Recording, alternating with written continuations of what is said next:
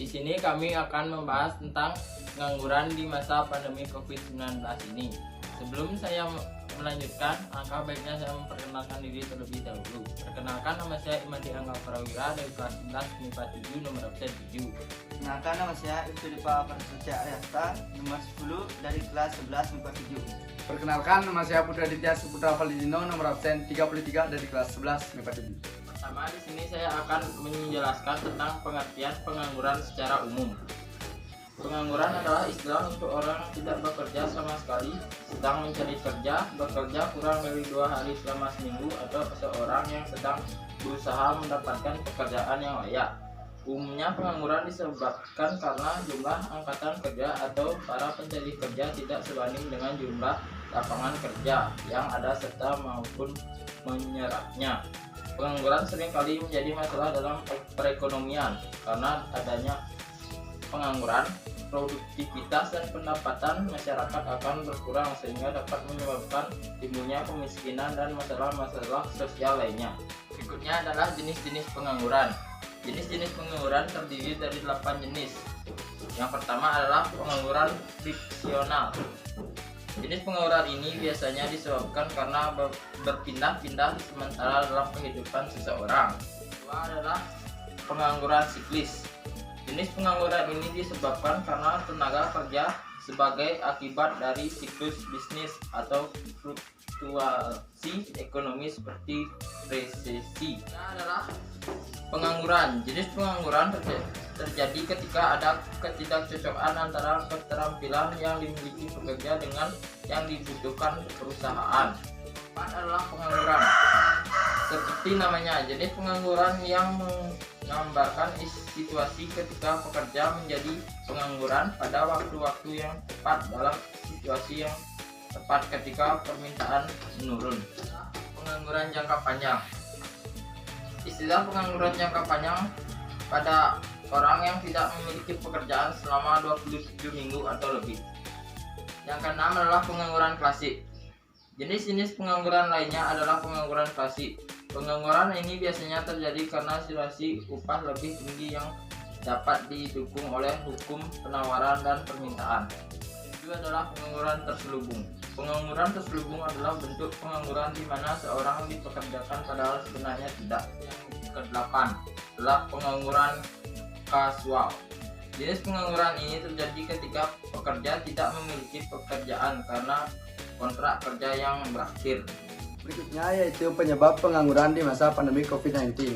Yang pertama yaitu sepinya objek-objek wisata sehingga menyebabkan berkurangnya penghasilan daerah tersebut, sehingga tidak bisa menggaji karyawan sehingga banyak karyawan yang di-PHK. Yang kedua yaitu adalah sedikitnya lowongan kerja sehingga pengangguran tidak bisa mencari kerja atau mendapatkan pekerjaan. Berikutnya yaitu dampak pengangguran di masa pandemi COVID-19. Yang pertama yaitu banyaknya masyarakat kecil yang kelaparan karena tidak memiliki pekerjaan. Yang kedua yaitu banyaknya kejahatan yang terjadi, contohnya pencurian karena tidak mempunyai pilihan lain untuk mencari penghasilan. Selanjutnya yaitu cara mengatasi pengangguran. Yang pertama, membuka lapangan kerja sebanyak-banyaknya. Dengan meningkatnya lowongan kerja, maka akan sangat banyak sekali para pencari kerja yang akan datang melamar. Maka bila lowongan pekerjaannya banyak, bisa lebih memberikan peluang bagi pencari kerja untuk diterima. Yang kedua, yaitu meningkatkan peredaran modal usaha sehingga jumlah tenaga kerja bertambah. Nomor 3 itu menempatkan pencari kerja ke tempat yang sesuai kemampuannya. Ini bisa dimulai sejak proses rekrutmen sampai saat penempatan. Dengan menempatkan pekerja di bagian dan wilayah yang tepat, maka akan membuat pekerja semangat dan loyal pada perusahaannya. Pemerataan pekerja di berbagai bagian akan membuat pekerja lebih mudah dilakukan dan para pekerja juga akan lebih cepat mengerjakannya, sehingga membuat efektivitas pekerja dan tidak akan ada pengangguran hanya karena salah penempatan. Yang nomor 4 yaitu melatih para pencari kerja untuk memiliki jiwa entrepreneur atau membuka usaha sendiri. Seringkali banyak yang bilang kalau membuka usaha sendiri membutuhkan modal. Padahal saat ini dengan digitalisasi banyak yang tanpa modal hanya menggunakan online. Selain itu, dengan mengarahkan pekerja untuk membuat usaha atau proyek karya sendiri yang sesuai passion dan keahlian pekerja akan membuat pekerjaan lebih nyaman berwirausaha. Yang nomor 5 yaitu penyuluhan di masyarakat tentang teknologi dan hubungannya dengan perekonomian. Banyak orang yang menganggap pengangguran yang terjadi adalah kewajiban pemerintah mengatasinya.